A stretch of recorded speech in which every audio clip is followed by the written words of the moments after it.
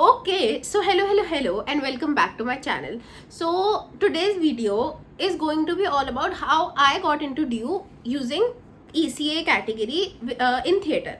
In ECA is basically extracurricular activity quota in which through which you can get into DU.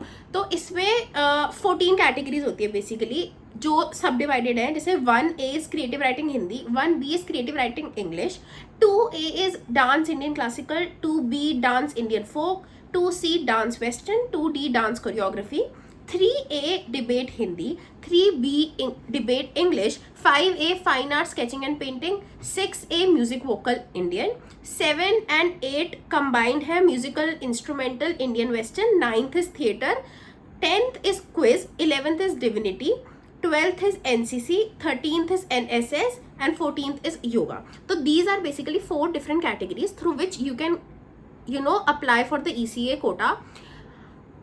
At first मुझे हमेशा यही लगता था कि इस कोटा का अप्लाई करने के लिए आपके पास नेशनल या स्टेट लेवल के सर्टिफिकेट्स होने चाहिए, but that is not the case, है ना. तो मेरा प्रोसेस कैसे रहा था कि मुझे फर्स्ट अलॉटमेंट में, मतलब मेरे मेरिट बेसिस पे जो मुझे कॉलेज मिला था वो था सत्यवती इवनिंग. उसमें मुझे मिला था इंग्लिश ऑनर्स का कोर्स. बट वहाँ पे जब आप पोर्टल में जाओगे, जब आपका ऑप्शन आता है अपनी जो इन्फॉर्मेशन होती है उसको रीचेक करने का, मे बी उस टाइम पे आपको एक ECA का वहाँ पे दिखता है कैटेगरी करके, आप वो लगा सकते. This is not a quota, this is a category basically. तो वहाँ पे आपको ECA का कैटेगरी का ऑप्शन दिखेगा, तो आप उसको यूज कर सकते हो. तो अगर आप ECA कैटेगरी में जाओगे, तो मेरे साथ क्या केस हुआ था कि मुझे तो मैं बता रही हूँ कि यही लगा था कि स्टेट या नेशनल लेवल का चाहिए होता है. बट लकीली वहाँ पे जब आपको अपने सर्टिफिकेट्स अपलोड करने होते हैं, और जब आप अपने सर्टिफिकेट्स अपलोड कर देते हो, उसके बाद आप लोगों को ऑडिशन राउंड्स मिलते हैं.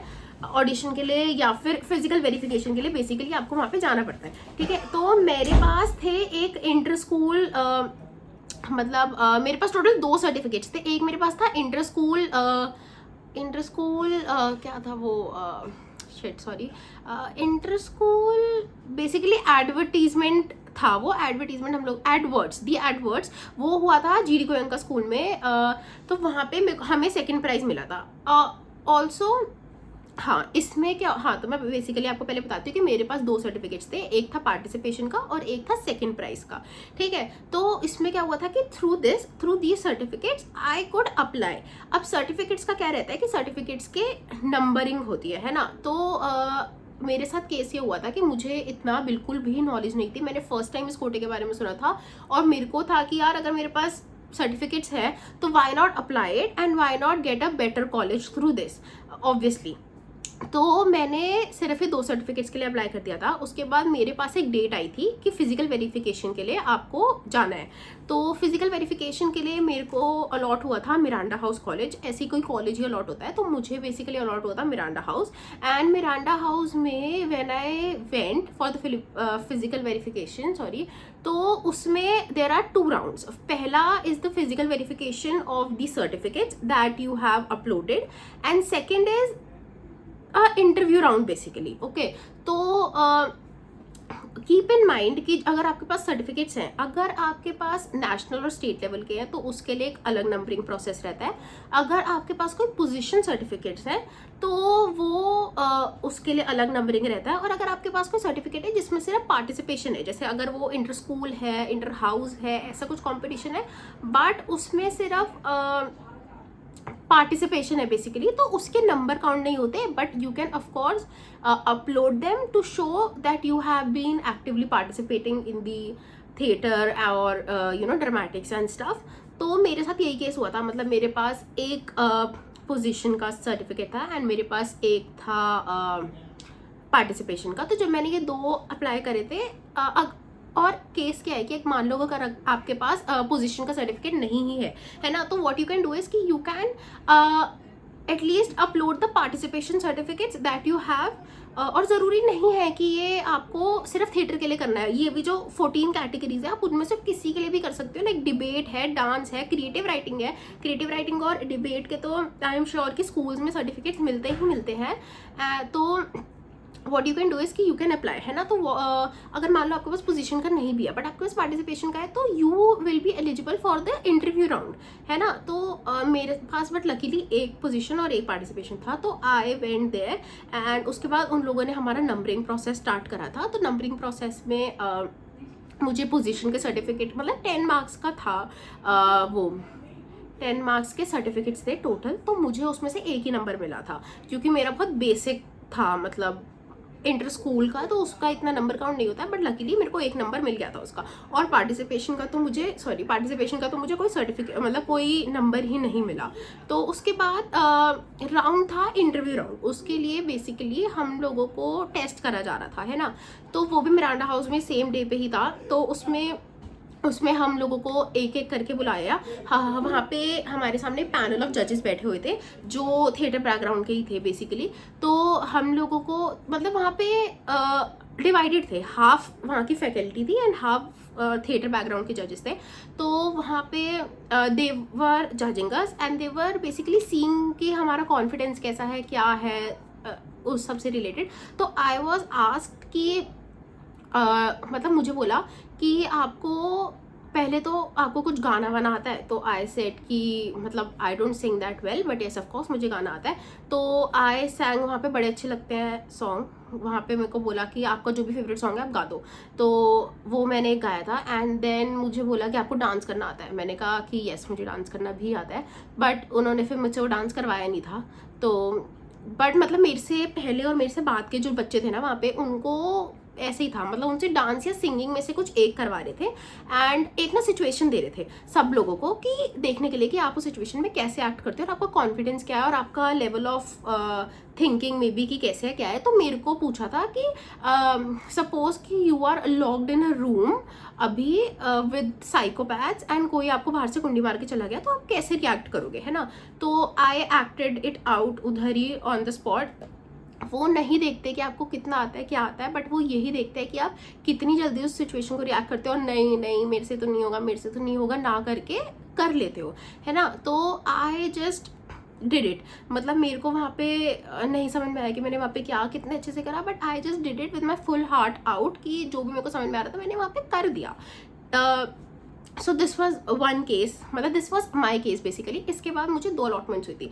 सबसे पहले मुझे मिला था क्या होता है ना कि जैसे मुझे अपना मेरिट बेसिस पे मिला था सत्यवती इवनिंग, है ना।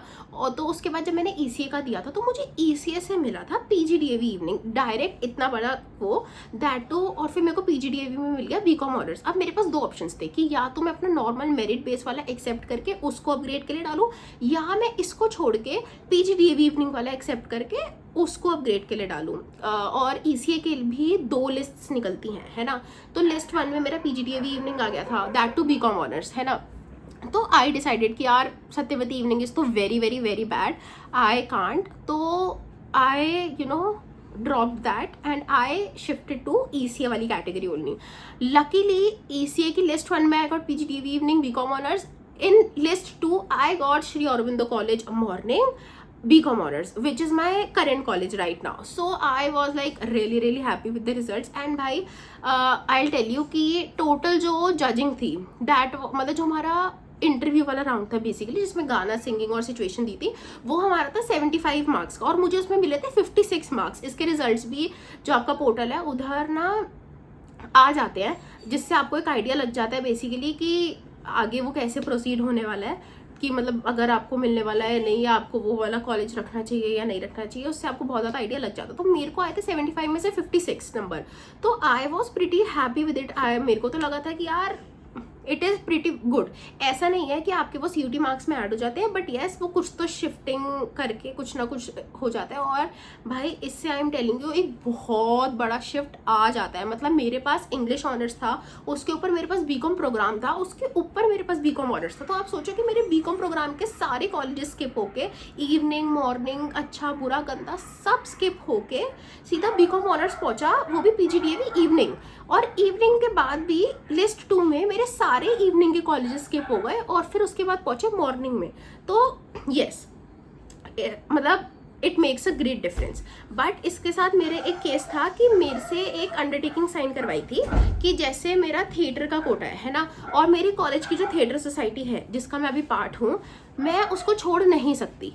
तो मेरे से अंडरटेकिंग में अंडरटेकिंग आपसे साइन करवाते हैं कि जैसे आप थिएटर के बैकग्राउंड से हो तो आपके कॉलेज की जो थिएटर सोसाइटी है आप उसको नहीं छोड़ सकते जब तक आप उस कॉलेज में हो। ऑल्सो अगर आपको जैसे DCTC है राइट, तो दिल्ली कॉलेज थिएटर सर्किट, और अगर आपको दिल्ली कॉलेज थिएटर सर्किट में कोई भी परफॉर्मेंस होती है उसके लिए अगर आपको DO बुलाता है तो आप उसे मना नहीं कर सकते। अगर आप उसे मना करोगे तो आपका एडमिशन उसी टाइम विड्रॉन हो जाएगा फ्रॉम दिल्ली यूनिवर्सिटी। तो सिर्फ एक ये कंडीशन थी मेन जो मतलब मेरे को वो हुई कि कि मैं छोड़ नहीं सकती। और जो ड्रामेटिक सोसाइटीज़ होती है that is usually very very very time consuming and time taking, मतलब वो सुबह बुलाते हैं एंड देन प्रैक्टिस सेशंस चलते हैं till the evening. But I was okay with it, मतलब मुझे पर्सनली इसके उसमें कुछ दिक्कत नहीं थी, तो I proceeded with it. But yes, एक ये चीज़ होती है थिएटर में तो ये थी। अब बाकी क्रिएटिव राइटिंग और डांस और डिबेट ये सोसाइटीज़ यूजुअली इतना एक्टिव नहीं होती है कॉलेज में, तो मे बी इतना कुछ नहीं होगा। But yes, if you are planning to go ahead with the theatre वाला thing you have to see. मतलब बेसिकली इसमें भी क्या होगा थिएटर वाले में कि ज़रूरी नहीं है कि आपको कॉलेज की सोसाइटी का पार्ट रहना है, नहीं होता ज़रूरी, मतलब आपको ऑब्वियसली बोलते हैं। बट जैसे मेरे साथ एक केस हुआ था कि मुझे एक सर का कॉल आया था बेसिकली जब नया नया एडमिशन हुआ था DU में। तो उन्होंने मेरे को बोला था कि IPCW कॉलेज में एक कंपटीशन है, मोनोलॉग कंपटीशन है और आपको वहाँ पे आना है। तो आई सेड सर कि क्या ये कंपलसरी है? तो सर ने बोला कि बेटा देखो, आप लोग ECA के स्टूडेंट्स हो और अगर आप लोग ही नहीं करोगे तो फिर ये सब कौन करेगा। और उन्होंने बोला वैसे ऐसा ज़रूरी नहीं है, बट कल को अगर क्वेश्चन उठा कि ECA वाले बच्चे क्यों यहाँ पे प्रेजेंट नहीं है तो उसमें आप ही के एडमिशन में दिक्कत आ सकती है। तो ऐसा होता है, मतलब वंस इन अ वाइल कभी ऐसा हो जाएगा आपके 3-4 साल की कॉलेज की डिग्री में कि आपको किसी DO वगैरह से कॉल आ गया कि आपको यहाँ पे प्रेजेंट होना है।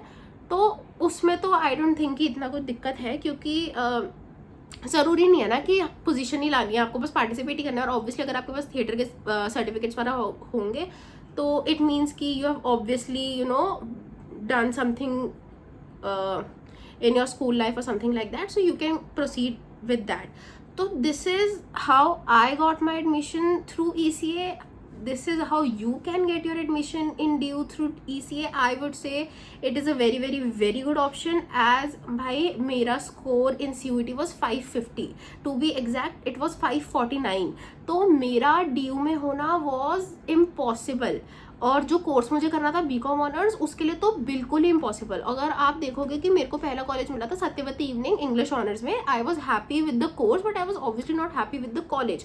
तो सत्यवती इवनिंग के बाद भी आई वॉज प्रिटी श्योर कि ऐसे अपग्रेड तो नहीं ही होने वाला था। मतलब मुझे टोटल 3 अलॉटमेंट्स होती है राइट। फर्स्ट अलॉटमेंट में मुझे कॉलेज ही नहीं मिला था, सेकंड अलॉटमेंट में मुझे सत्यवती इवनिंग मिला, और थर्ड अलॉटमेंट में तो आई वॉज प्रिटी श्योर कि भाई अब तो कुछ अपग्रेड होगा ही नहीं, क्योंकि बहुत बच्चों का नहीं हो रहा था। बट थ्रू ECA मतलब काफ़ी बड़ा चेंज आया, और मेरे एडमिशन्स में तो इसने बहुत बहुत बहुत ज़्यादा हेल्प करा है। And I can guarantee you कि it will help you also. बाकी इसके रिलेटेड मतलब अभी मेरे माइंड में यही था कि इसमें क्या क्या कैटेगरीज होती है, how you can apply for it, इसका क्या प्रोसीजर रहता है, थिएटर का क्या प्रोसीजर रहता है, क्योंकि मेरा थिएटर का वो है। ज़रूरी नहीं है कि आपके पास नेशनल लेवल या स्टेट लेवल की सर्टिफिकेट्स होने चाहिए, inter house certificates, inter school certificates, any certificate can work, but it should be a valid certificate. क्योंकि स्कूल से अगर क्रॉस वेरिफिकेशन करा एंड अगर कुछ उसमें बाद में दिक्कत आई तो that can be a problem. But इसमें एडमिशन कैसे होता है, क्या प्रोसेस रहता है, ये सब अभी मेरी तरफ से तो इतना ही था। बाकी अगर आप मेरी वीडियो देख रहे हो और अगर आपको इससे रिलेटेड किसी भी चीज़ में डाउट है तो you can surely comment down below and I will surely get back to you, reply to you, और you can leave your Instagram ID also maybe in the comments. बाकी I would personally say कि this category, this ECA category is really really really helpful. And if you are from these 14 categories, if you have any certificate regarding these 14 categories, you should definitely go for it.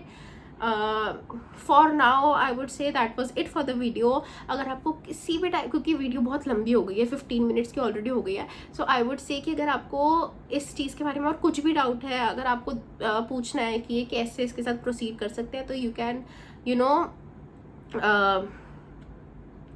comment down below your Instagram. You can leave your Instagram IDs in the comment box, and I would say thank you so much for watching. अगर आपने मेरी video पूरी यहाँ तक देखी है, thank you so much for watching. Please like, share, comment and subscribe to my YouTube channel. Please ऐसे मत जाना, subscribe करके जाना. Please thank you so much for watching. Yes, see you in the next video. Bye, take care.